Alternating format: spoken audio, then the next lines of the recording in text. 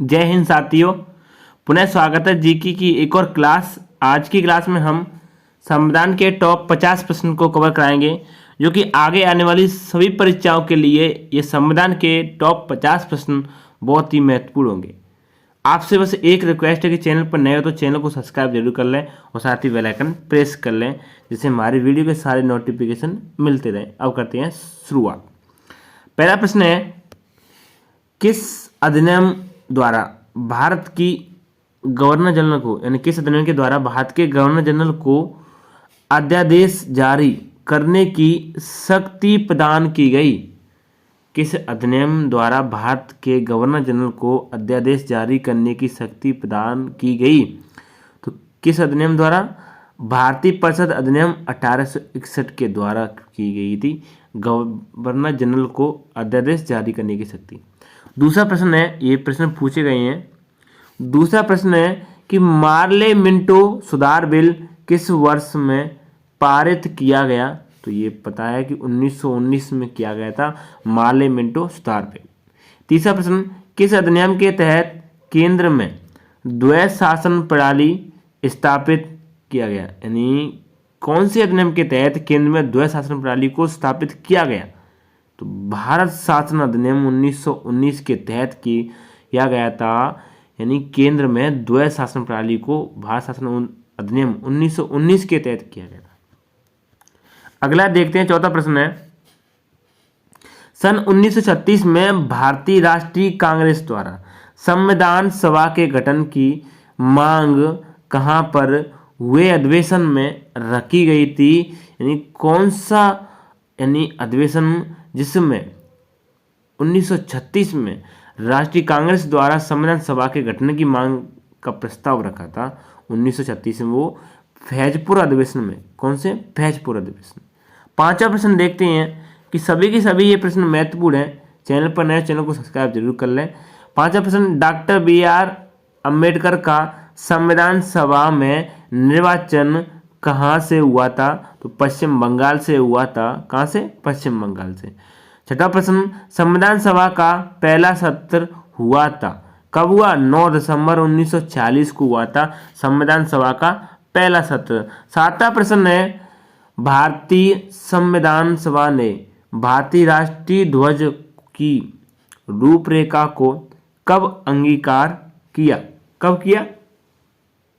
22 जुलाई 1947 को किया था तो भारतीय संविधान सभा ने, यानी भारतीय राष्ट्रीय ध्वज की रूपरेखा को। आठवां प्रश्न है, भारतीय संविधान में समवर्ती सूची किसके संविधान से ली गई है? तो ऑस्ट्रेलिया से ली गई है। कहां से? ऑस्ट्रेलिया से ली गई है समवर्ती सूची। नवा प्रश्न देखते हैं। नवा प्रश्न है कि संविधान के अंतर्गत भारतीय लोकतंत्र के आदर्शों को हम कहाँ देख सकते हैं? तो प्रस्तावना में। कहाँ देख सकते हैं? प्रस्तावना में देख सकते हैं, यानी भारतीय लोकतंत्र के आदर्शों को। ये भी प्रश्न पूछा गया है। 10वां प्रश्न है, भारतीय संविधान की उद्देशिका में परिवर्तन किस संशोधन अधिनियम में किए गए थे? भारतीय उद्देशिका में, संविधान की उद्देशिका में परिवर्तन कौन से अधिनियम में किए गए थे, संशोधन में किए गए थे? 42वां संविधान संशोधन 1976 हुआ था, जो 42वां संविधान संशोधन 1976 में हुआ था, जिसमें उद्देशिका में परिवर्तन हुए थे भारतीय संविधान की उद्देशिका में। ऐसे प्रश्न आ जाते हैं, इंपोर्टेंट प्रश्न है। 11वां वाला प्रश्न देखते हैं, भारत एक धर्मनिरपेक्ष देश है, इसका तात्पर्य ही क्या है? इसका मतलब क्या है? इसका मतलब है उसका राज्य स्तर पर कोई धर्म नहीं है। यानी धर्मनिरपेक्ष राज्य का मतलब क्या है? कि राज्य स्तर पर उसका कोई धर्म नहीं है। 12वां प्रश्न है, नीति निर्देशक सिद्धांत किसके संविधान से प्रेरित हैं? तो आयरलैंड से है। ये प्रश्न बार बार पूछा जाता है, किससे? आयरलैंड से है। अब देखते हैं 13वां वाला प्रश्न। 13वां वाला प्रश्न पूछा गया, संसदीय प्रणाली कहाँ से ग्रहण की गई? तो ब्रिटिश संविधान से ग्रहण की गई थी संसदीय प्रणाली को। 14वां वाला प्रश्न है, हमारे संविधान में मूल अधिकार किस संविधान से प्रेरित हैं? तो अमेरिका से। कहाँ से? अमेरिका से हैं हमारे संविधान में मूल अधिकार। 15 वाले प्रश्न को देखते हैं। 15 वाला प्रश्न है कि संवैधानिक किस भाग में पंचायती राज व्यवस्था संबंधी प्रावधान दिए गए हैं? तो भाग 9 में। कौन से में? भाग 9 में संवैधानिक संवैधानिक किस भाग में, ये यहाँ संविधान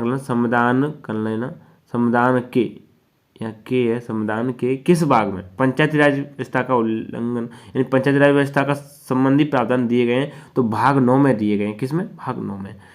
16वां प्रश्न है संविधान के किस भाग में नागरिकता का उल्लेख है? तो भाग 2 में नागरिकता का उल्लेख है और भाग 9 में पंचायती राज व्यवस्था का उल्लेख है।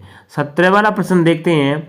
17 वाला प्रश्न है 73वें संविधान संशोधन अधिनियम द्वारा भारतीय संविधान में कौन सी अनुसूची जोड़ी गई?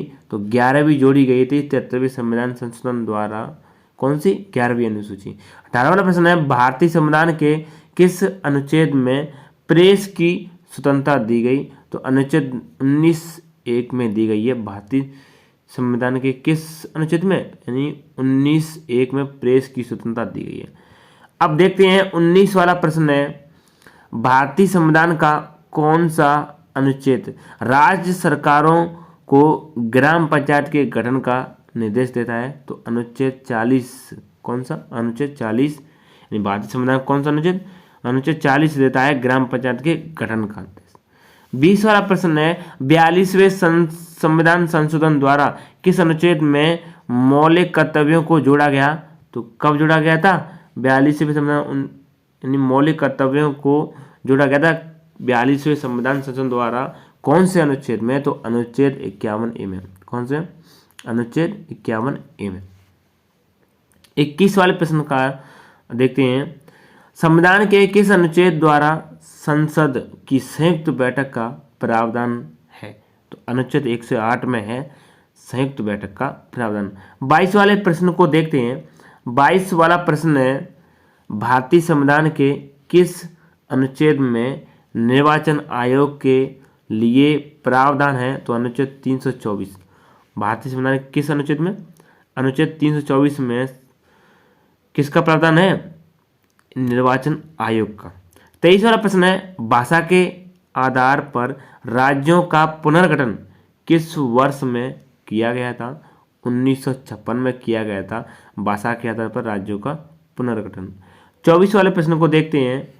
24 वाला प्रश्न है सिक्किम भारत का 22वां राज्य कब बना था?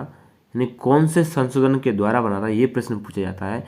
तो 36वें संशोधन द्वारा बना था सिक्किम भारत का 22वां राज्य।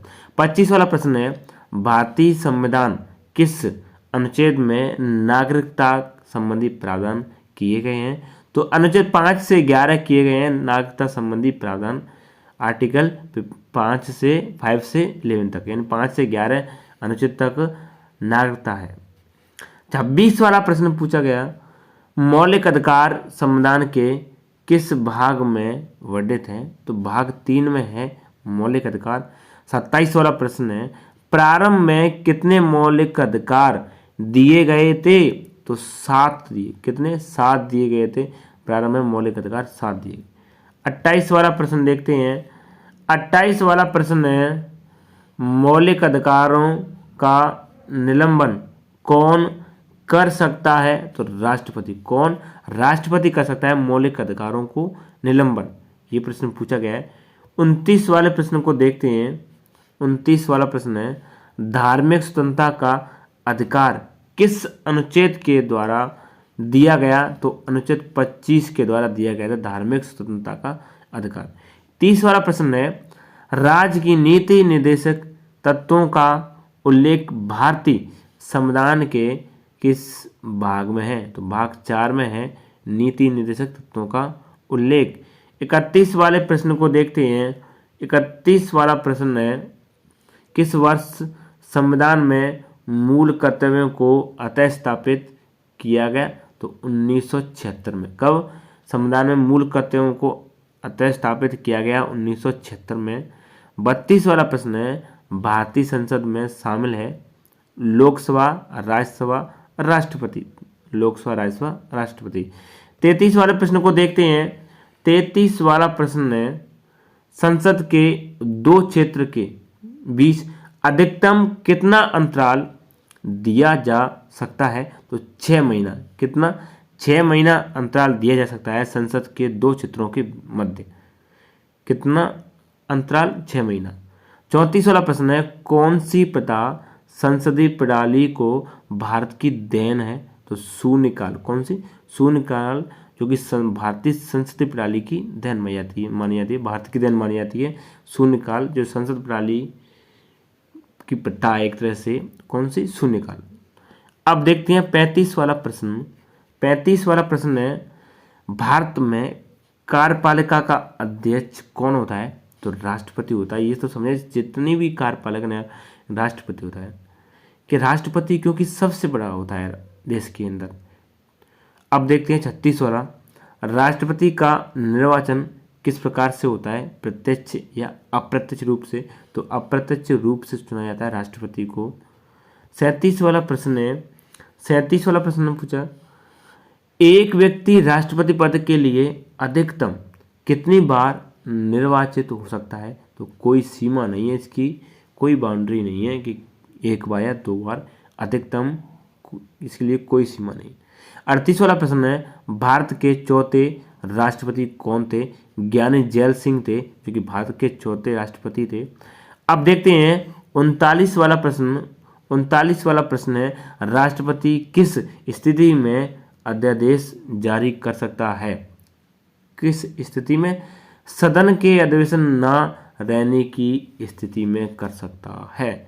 40 वाला प्रश्न है, उपराष्ट्रपति को कौन चुनता है? तो संसद के सदस्यों द्वारा बना निर्वाचक मंडल, संसद में जो सदस्य होते हैं उनके द्वारा एक निर्वाचक मंडल बनता है, उनके द्वारा उपराष्ट्रपति को चुना जाता है। 41 वाला प्रश्न देखते हैं। 41 वाला प्रश्न है, राज्यसभा में सीटों की अधिकतम संख्या कितनी हो सकती है? 250। कितनी? 250 हो सकती है राज्यसभा में सीटों की अधिकतम संख्या। 42 वाला प्रश्न, राज्यसभा के सदस्यों का कार्यकाल कितने वर्ष का होता है? तो 6 वर्ष का होता है राज्यसभा के सदस्यों का कार्यकाल। 43 वाले प्रश्न को देखते हैं। 43 वाला प्रश्न है, लोकसभा की अधिकतम संख्या कितनी हो सकती है? तो 552 हो सकती है लोकसभा की अधिकतम संख्या। 44 वाला प्रश्न है, भारत में स्वतंत्रता के बाद प्रथम आम चुनाव कब संपन्न कराए गए? 1952 में कराए गए थे भारत में स्वतंत्रता के बाद प्रथम आम चुनाव। अब देखते हैं 45 वाला प्रश्न। 45 वाला प्रश्न है, भारत के प्रधानमंत्री जो कि नियुक्त होते हैं, ऐसा प्रश्न पूछा जाता है कि नियुक्त या चुने जाते हैं, तो नियुक्त होते हैं।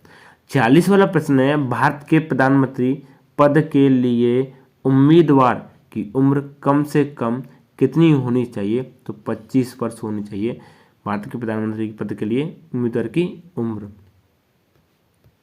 47 वाला प्रश्न है, वह प्रथम प्रधानमंत्री कौन थे जिन्होंने संसद के सत्र में उपस्थित हुए बिना ही त्यागपत्र दे दिया था?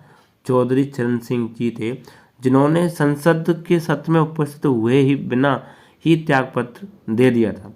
48 वाला प्रश्न देखते हैं। 48 वाला प्रश्न देखते हैं, सामूहिक रूप से मंत्रिपरिषद किसके प्रति उत्तरदायी होती है? सामूहिक रूप से मंत्रिपरिषद किसके प्रति उत्तरदायी होती है? लोकसभा के प्रति होती है। 49 वाले प्रश्न को देखते हैं। 49 वाला प्रश्न, लोकसभा का अस्थायी अध्यक्ष किसके द्वारा नियुक्त किया जाता है? तो लोकसभा के अस्थायी अध्यक्ष की बात हुई है राष्ट्रपति द्वारा। किसके द्वारा? राष्ट्रपति के द्वारा। इस क्लास का अंतिम प्रश्न, भारत सरकार का प्रथम विधि अधिकारी कौन है? तो भारत का मानवादी है, जो कि भारत सरकार का प्रथम विधि अधिकारी माना जाता है। दोस्तों, ये थे 50 प्रश्न संविधान के टॉप, जो कि 12 परीक्षा में पूछे जाते हैं। क्लास को ज़्यादा से ज़्यादा शेयर करें और चैनल पर नए तो चैनल को सब्सक्राइब जरूर कर लें। मिलते हैं एक और क्लास में। Thank you.